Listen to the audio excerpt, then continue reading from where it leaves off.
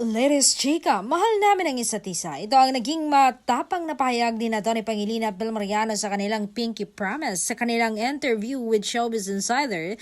Sa interview, makikita ang closeness ng dalawang sikat na personalidad na sobrang close at sweet sa isa't isa na umani nga ng samot-saring reaksyon mula sa mga netizens. May mga natuwa sa kanilang relationship goal.